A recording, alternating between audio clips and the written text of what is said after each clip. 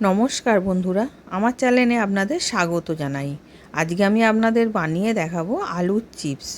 বাচ্চারা তো আলুর চিপস খেতে খুব ভালোবাসে। বাড়িতে একবার বানিয়ে দেখুন, এরমভাবে খুব সুন্দর টেস্ট হয়, দোকানের মতন খেতে লাগে। আমি এবার প্রথমে 4টে চন্দ্রমুখী আলু নিয়ে নিয়েছিলাম। এবার আলুটাকে আমি খোলা ছাড়িয়ে নিচ্ছি।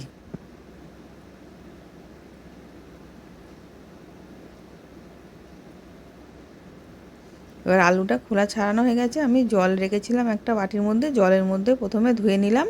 নিয়ে স্ট্যাপারটা নিয়েছি, নিয়ে ওপরে ওই কাটার একটা আছে, ওইটা দিয়ে আমি কেটে নিচ্ছি আলুটাকে।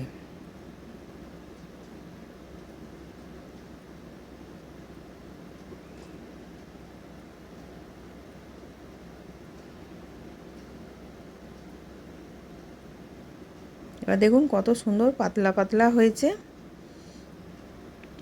এবার এরকম করে আমি সব কেটে নেব।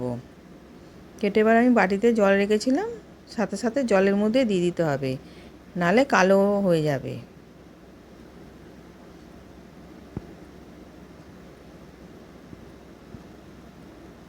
এবার সব হয়ে গেছে। এবার এরকম করে ভালো করে 3-4 বার জল পাল্টে পাল্টে আমি ধুয়ে নেব। এবার ভালো করে ধোয়া হয়ে গেছে, আমি ছেঁকে নেব। নিয়ে আমি কিচেন টাওয়ালে নিয়েছিলাম, ওই টাওয়ালের মধ্যে আমি আলুগুলোকে জল ঝরিয়ে রেখেছিলাম, সেইগুলোকে মিলে শুকনো করে নেব, যাতে জলটা সোপ করে নেয়।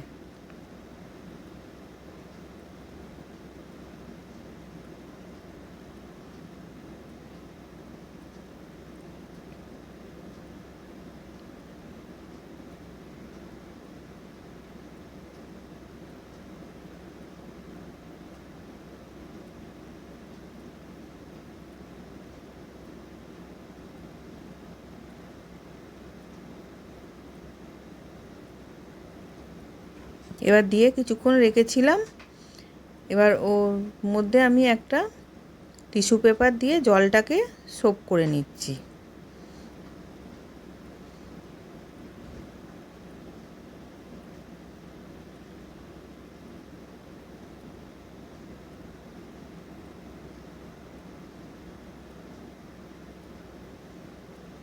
দেখুন একটুকু গায়ে জল লেগে নেই, পুরো শুকনো হয়ে গেছে। এবার কড়াতে তেল গরম করতে দিয়েছিলাম, তেলটা খুব গরম করব না, মিডিয়াম গরম করব। এবার কি করে বুঝবো? একটা আলুকে দিয়েছিলাম, দিয়ে আলুটা ভেসে উঠেছে, তাহলে তেলটা হয়ে গেছে। এবার আমি আলুগুলোকে সব দিয়ে দেব।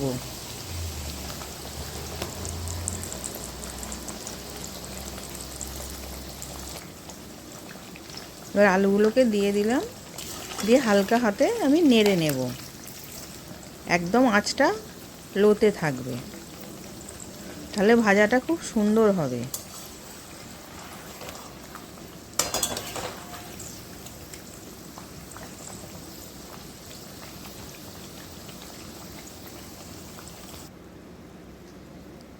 এবার ভাজা হয়ে গেছে, এবার আমি তুলে নিচ্ছি।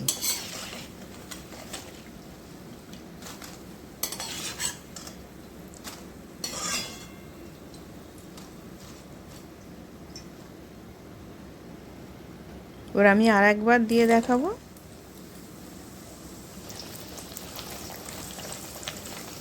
এরকম করে হালকা হাতে ভালো করে উল্টে পাল্টে নেড়ে নেড়ে আমি ভেজে নেব কম আঁচেতেই।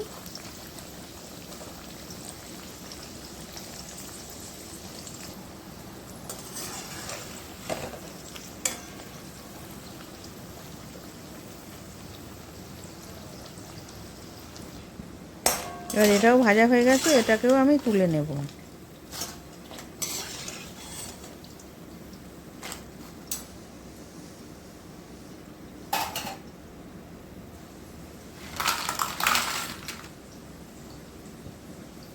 এবার তুলে একটা ডিশের মধ্যে রেখে দিয়েছি ঠান্ডা করার জন্যে।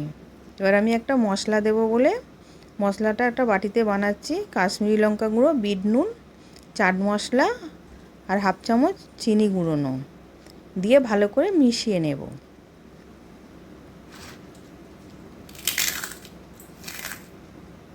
এবার দেখুন কতটা মুচমুচে হয়েছে, আমি ভেঙে দেখালাম।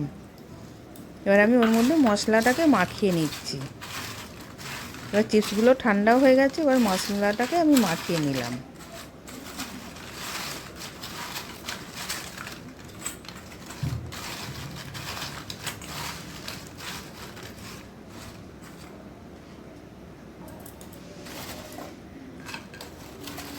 এবার হয়ে গেছে, আমি প্লেটের মধ্যে সাজিয়ে নিচ্ছি।